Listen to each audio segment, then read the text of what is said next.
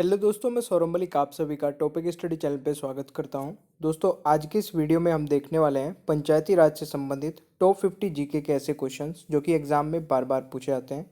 ये सभी परीक्षाओं के लिए मास्टर वीडियो रहेगी। आप किसी भी एग्जाम की तैयारी कर रहे हैं, आप इस वीडियो को पूरा एंड तक देखिएगा। और इस तरीके की बहुत सारी मास्टर वीडियो अभी तक मैं अपलोड कर चुका हूँ, उनकी प्लेलिस्ट बना के नीचे डिस्क्रिप्शन बॉक्स में लिंक दे दिया है। वहाँ से जाके आप वो सारी वीडियोज़ देख सकते हैं। डेली रात को 9 बजे इसी चैनल पे ये वीडियो आती है। अगर आप चैनल पे नए हैं तो तुरंत इस चैनल को सब्सक्राइब कर लीजिए। नीचे रेड कलर का बटन दिख रहा होगा, बेल आइकन को ऑन रखना ताकि वीडियो अपलोड होते ही आपके पास नोटिफिकेशन पहुंच जाए। दोस्तों, अनअकैडमी पर बहुत सारी वीडियोस अपलोड कर रहा हूं मैं, और बहुत सारे कोर्सेज नए नए आ रहे हैं। तो अगर आप अनअकैडमी पर प्लस कोर्स ज्वाइन करना चाहते हैं किसी भी एग्ज़ाम के लिए, ठीक है, तो आपको कोड क्या यूज करना है, स्टडी 10। इस कोड को यूज करके आप मैक्सिमम डिस्काउंट प्राप्त कर सकते हैं किसी भी कोर्स पे, चाहे यूपीएससी हो, चाहे एसएससी या रेलवे या बैंक, कोई भी एग्ज़ाम हो। ठीक है, आप मुझे भी फॉलो कर सकते हैं अनअकैडमी पर, और अनअकैडमी के सभी अनअकैडमी प्लस के जितने भी बेनिफिट हैं वो आपको सारे मिल जाएंगे जब आप अनअकैडमी प्लस को ज्वाइन कर लेंगे। दोस्तों, फॉलो करने के लिए या तो डायरेक्टली आप नाम सर्च करेंगे सौरभ मलिक अनअकैडमी पे जाके, या फिर नीचे डिस्क्रिप्शन बॉक्स में एक लिंक दिया गया है, उस लिंक पे क्लिक करके डायरेक्टली आप जाके ज्वाइन कर सकते हैं। मेरी प्रोफाइल को रात के 11 बजे all India GK live test में लेता हूँ, जो कि लाइव मोड पे होता है, 1 घंटे का होता है। उसको आप डेली देख सकते हैं। और भी मेरी जितनी क्लासेस होंगी अनअकैडमी प्लस पे या स्पेशल क्लासेस, उनके लिंक भी और उनके नोटिफिकेशंस भी आपको मिलते रहेंगे अगर आप एक बार फॉलो कर लेते हैं। यहाँ पे आप मुझे मैसेज भी कर सकते हैं। अगर आपका कोई डाउट आता है तो डायरेक्टली आपका मैसेज मेरे पास पहुँच जाता है।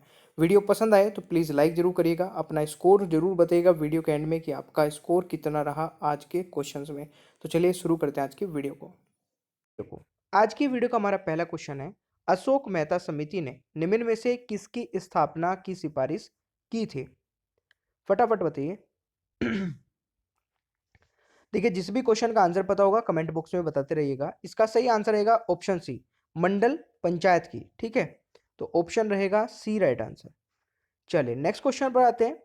बलवंत राय मेहता समिति ने निम्न में से किसके पंचायती राज में अधिक शक्तिशाली स्तर बनाया? तो दोस्तों, इसका सही आंसर रहेगा, बलवंत राय मेहता समिति ने निम्न में से किसके पंचायती राज में अधिक शक्तिशाली स्तर बनाया? तो देखिए, दो ऑप्शन यहाँ पे पंचायत पंचायत लिखे हैं, एक इसमें से पंचायत था और एक पंचायत समिति। तो यहाँ पर पंचायत समिति हम लिख लेते हैं क्योंकि ये वाला ऑप्शन थोड़ा सा मिस हो गया है। ठीक है, तो पंचायत समिति इसका सही आंसर रहेगा। ठीक है गाइस, तो ये आपको याद रखना है। चलिए नेक्स्ट हम क्वेश्चन पर आते हैं। नेक्स्ट है, बलवंत राय मेहता समिति ने कितने स्तर की पंचायती राज प्रणाली की स्थापना की सिफारिश की थी? तो प्यारे दोस्तों, फटाफट आंसर बता दीजिए। इसका सही उत्तर रहेगा बिल्कुल ऑप्शन बी, यानी कि 3 प्रकार की। ठीक है, ऑप्शन रहेगा बी राइट आंसर। चलिए नेक्स्ट हम क्वेश्चन पर आते हैं। 73वें संविधान संशोधन द्वारा पंचायती राज संस्थाओं के लिए किस तरह के चुनाव का प्रावधान किया गया है? तो प्यारे दोस्तों, इसका सही उत्तर रहेगा बिल्कुल प्रत्यक्ष एवं गुप्त मतदान, यानी कि ऑप्शन रहेगा ए राइट आंसर। देखिए, अगर आपके भी आंसर सही जा रहे हैं तो प्लीज कमेंट बॉक्स में अपना स्कोर एंड में बताइएगा, बट आंसर अपने बताते रहिए। ठीक है, चले नेक्स्ट है, 73वें संविधान संशोधन के अनुसार पंचायती राज संस्था का कार्यकाल कितने वर्ष रखा गया है?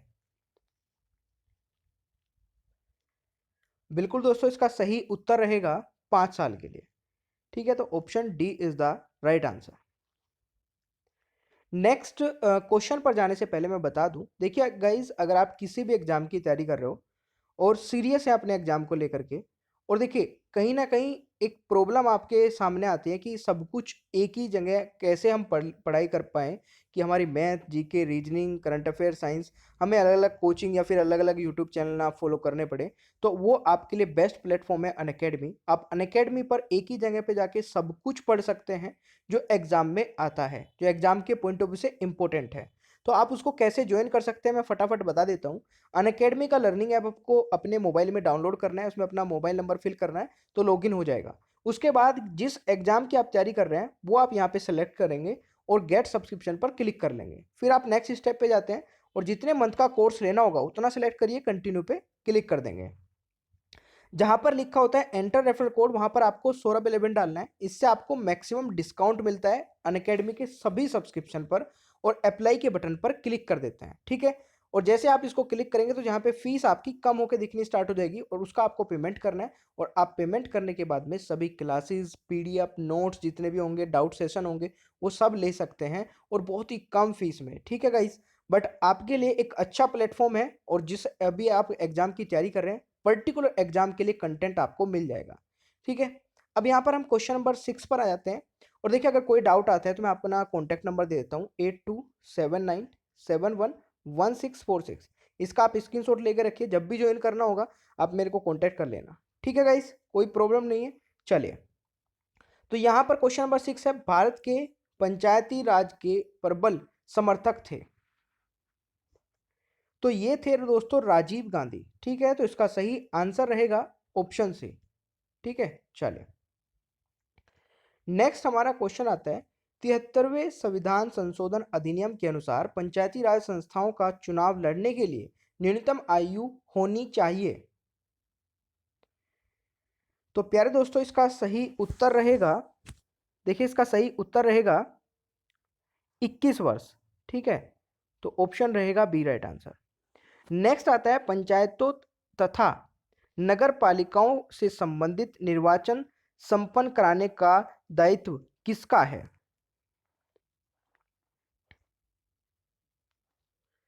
तो प्यारे दोस्तों, इसका सही उत्तर रहेगा राज्य निर्वाचन आयोग का। वेरी गुड, तो ऑप्शन रहेगा बी राइट आंसर।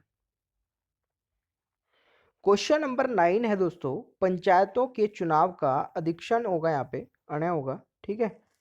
निर्देशन और नियंत्रण राज्य निर्वाचन आयोग संविधान के किस अनुच्छेद के अंतर्गत करती है। तो प्यारे दोस्तों, इसका सही उत्तर रहेगा अनुच्छेद 243 के, यानी कि ऑप्शन रहेगा भाई सी राइट आंसर। चलिए नेक्स्ट क्वेश्चन पर चलिए। अशोक मेहता समिति ने पंचायती राज व्यवस्था के अंतर्गत कितने स्तरीय ढांचे के स्थापना की सलाह दी है। तो अशोक मेहता समिति ने पंचायती राज व्यवस्था के अंतर्गत कितने स्तरीय ढांचे के स्थापना की सलाह दी है, 2। तो इसका सही आंसर रहेगा ऑप्शन ए, ठीक है गाइस। टेस्ट में मजा आ रहा है तो प्लीज लाइक भी करते रहना भाई। पंचायत के चुनाव कराने हेतु निर्णय किसके द्वारा लिया जाता है। पंचायत के चुनाव कराने हेतु निर्णय किसके द्वारा लिया जाता है। तो दोस्तों, इसका सही उत्तर रहेगा राज्य सरकार के, ठीक है। चलिए, नेक्स्ट है, 2 अक्टूबर 1959 को भारत में पंचायती राज का शुभारंभ निम्नलिखित में से कहां पर किया गया था। तो दोस्तों, ये देखिए बहुत ही इंपॉर्टेंट है, आपको ये डेट भी याद रखनी है, और कहां पर किया गया था, राजस्थान में, राजस्थान के नागौर में। तो इसका सही आंसर रहेगा ऑप्शन ए, ठीक है प्यारे दोस्तों। तो ये आपको जरूर याद रखना है। नेक्स्ट है, बलवंत राय मेहता समिति ने किसे कार्यकारी निकाय बनाने की सिफारिश की थी। तो पंचायत समिति इसका सही आंसर रहेगा, पंचायत समिति को, ठीक है दोस्तों। अशोक मेहता समिति की प्रमुख सिफारिश है। तो अशोक मेहता समिति की प्रमुख सिफारिश क्या है दोस्तों। बिल्कुल, देखिए इसमें जो पहला पॉइंट लिखा है, पंचायतों के चुनाव में राजनीतिक दलों को खुले तौर से भाग लेने की अनुमति होनी, ये है। तो इसका सही उत्तर हम ऑप्शन ए को चूज करेंगे। नेक्स्ट आता है, संविधान में पंचायतों से संबंधित 11वीं अनुसूची में विषय है, कितने विषय है दोस्तों। तो संविधान में पंचायतों से संबंधित 11वीं अनुसूची में 29 विषय है। तो इसका सही आंसर ऑप्शन डी रहेगा। नेक्स्ट है, पंचायती राज प्रणाली कहाँ नहीं है? पंचायती राज प्रणाली कहाँ नहीं है? तो ये अरुणाचल प्रदेश में नहीं है। तो इसका सही आंसर ऑप्शन ए रहेगा। नेक्स्ट है, भारत में निम्नलिखित में से किसके अंतर्गत राज प्रणाली की व्यवस्था की गई है? सॉरी, यहां पर है कि भारत में निम्नलिखित में से किसके अंतर्गत पंचायती राज प्रणाली की व्यवस्था की गई है? तो ये 2 बार आ गया है, कोई नहीं। तो यहां पर दोस्तों इसका सही उत्तर रहेगा नीति निर्देशक सिद्धांत के अंतर्गत। ठीक है, तो ऑप्शन हम सी को चूज करेंगे। 73वें संविधान द्वारा संविधान में कौन सी अनुसूची जोड़ी गई है? तो 11वीं अनुसूची इसका सही आंसर रहेगा। ठीक है, 73वें संविधान संशोधन होगा यहाँ पे, ये थोड़ा।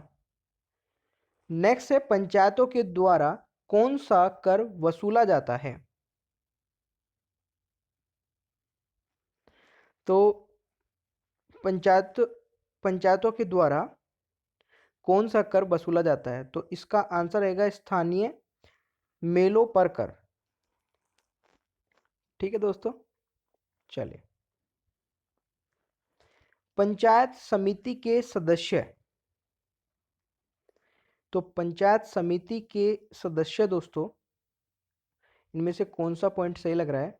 प्रत्यक्ष रूप से जनता द्वारा मनोनीत किए जाते हैं। तो यहां पर सही आंसर ऑप्शन सी रहेगा।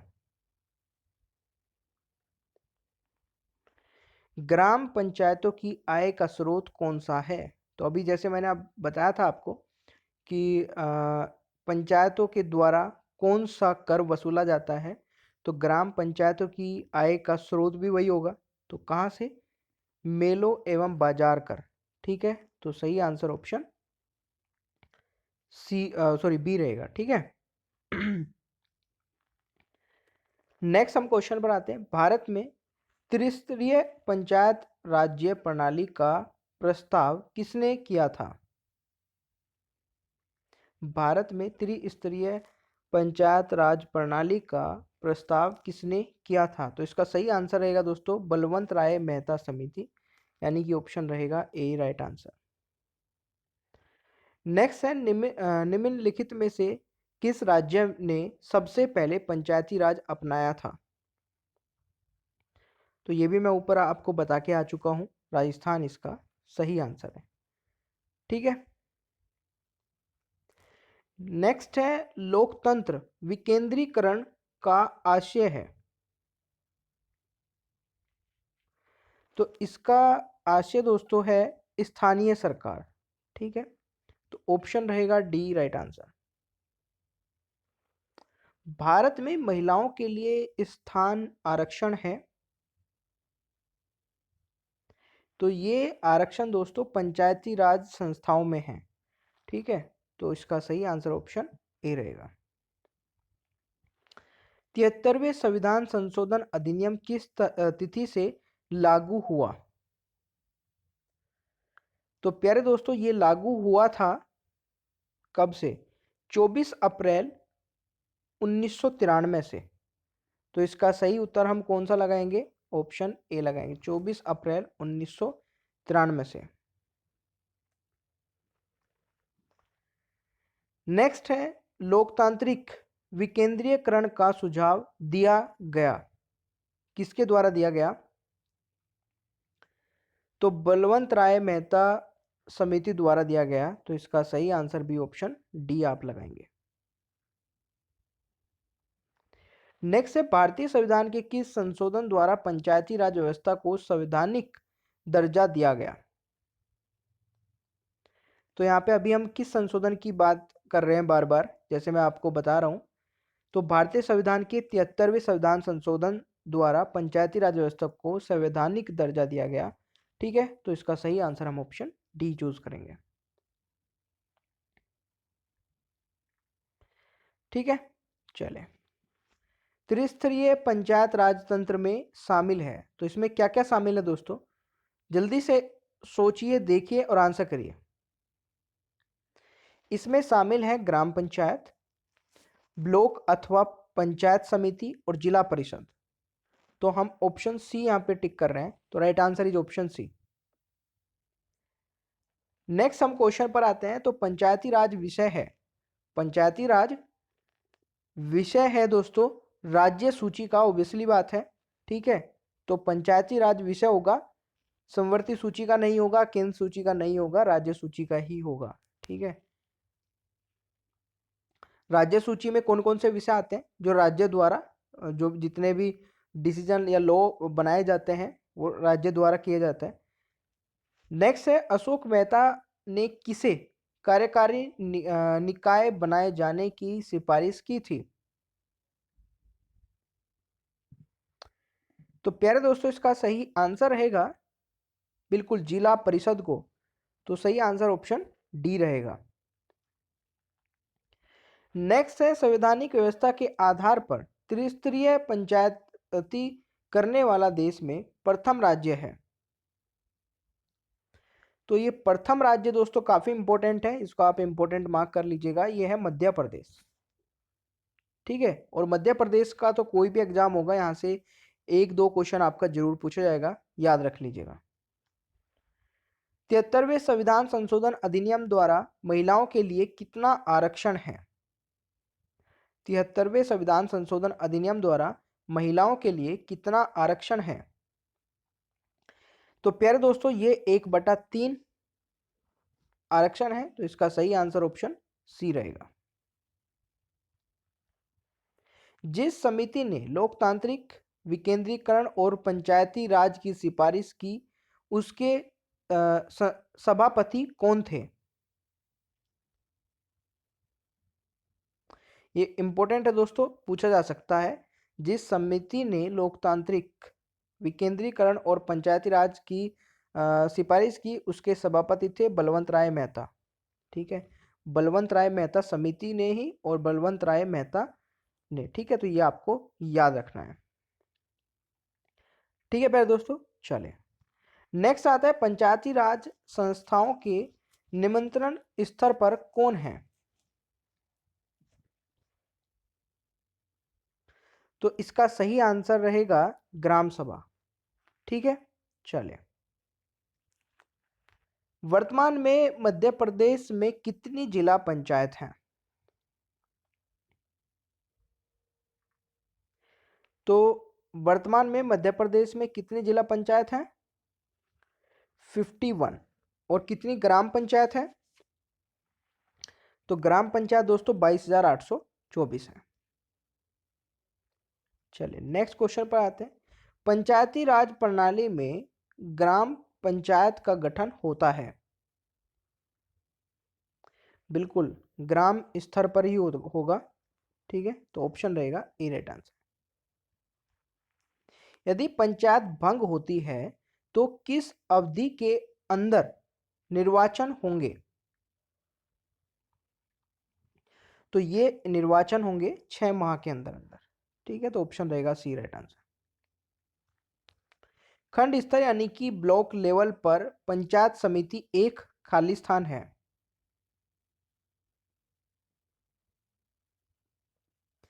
तो इसका सही आंसर रहेगा प्रशासनिक प्राधिकरण, ठीक है। तो ऑप्शन रहेगा ए राइट आंसर। नेक्स्ट हमारा क्वेश्चन है, निम्न में कौन पंचायती राज से संबंधित है? निम्न में कौन पंचायती राज से संबंधित है?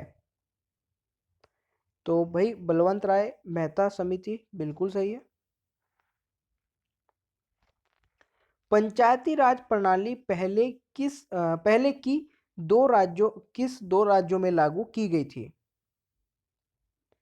किन दो राज्यों में लागू की गई थी? तो ये पहले दो राज्य कौन से थे पंचायती राज प्रणाली? तो दोस्तों इसमें आपका राजस्थान तो हो गई, और दूसरा था आंध्र।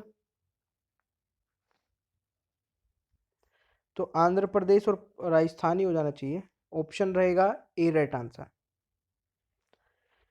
4 स्तरीय पंचायती राज प्रणाली का सुझाव किसने दिया था? ये सुझाव दिया था पीवी के राय समिति। ठीक है, ऑप्शन सी रहेगा सही आंसर। भारतीय संविधान का कौन सा अनुच्छेद राज्य सरकार को ग्राम पंचायत के गठन का निर्देश देता है? तो प्यारे दोस्तों, इसका सही आंसर रहेगा अनुच्छेद 40। भारतीय संविधान के किस भाग में पंचायती राज से संबंधित प्रावधान है? इसका सही उत्तर रहेगा भाग 9। पंचायती राज प्रदान करता है तो स्थानीय स्तर पर लोकतांत्रिक प्रशासन। तो इसका सही उत्तर ऑप्शन बी रहेगा। भारत में स्थानीय स्वशासन का पिता किसे कहा जाता है?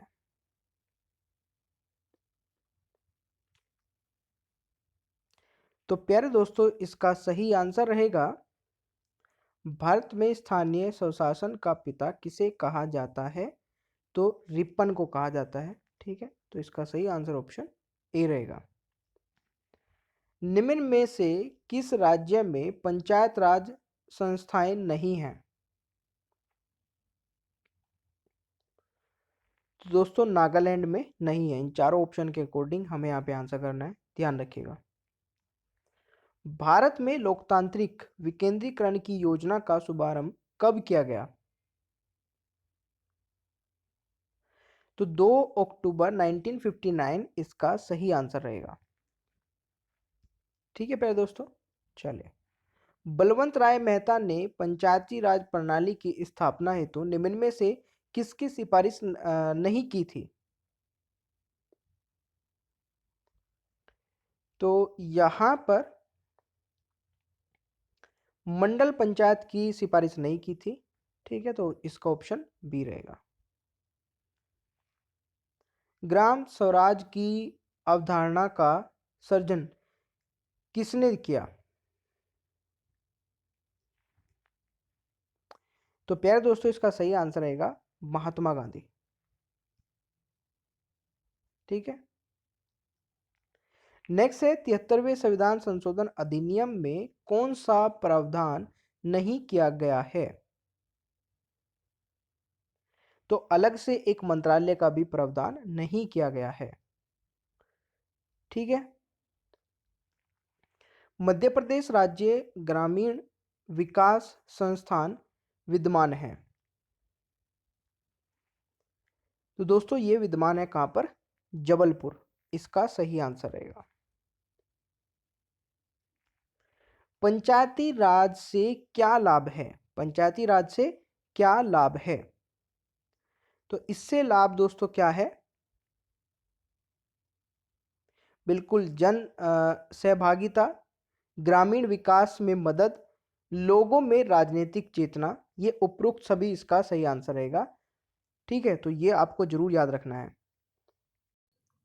तो thank you so much guys, आपने इस सेशन को पूरा एंड तक देखा। आई होप कि आपको पसंद आया होगा। तो प्लीज़ इसको लाइक कर दीजिए, अपने दोस्तों के साथ में शेयर कर लीजिए, और अगर आप चैनल पे नए हैं तो चैनल को सब्सक्राइब करके बेल आइकन को ऑन रखिए, ताकि आगे आने वाली सारी वीडियोज़ के नोटिफिकेशंस आपको मिलते रहें। थैंक यू सो मच, मिलते हैं फिर नेक्स्ट वीडियो में। Bye bye.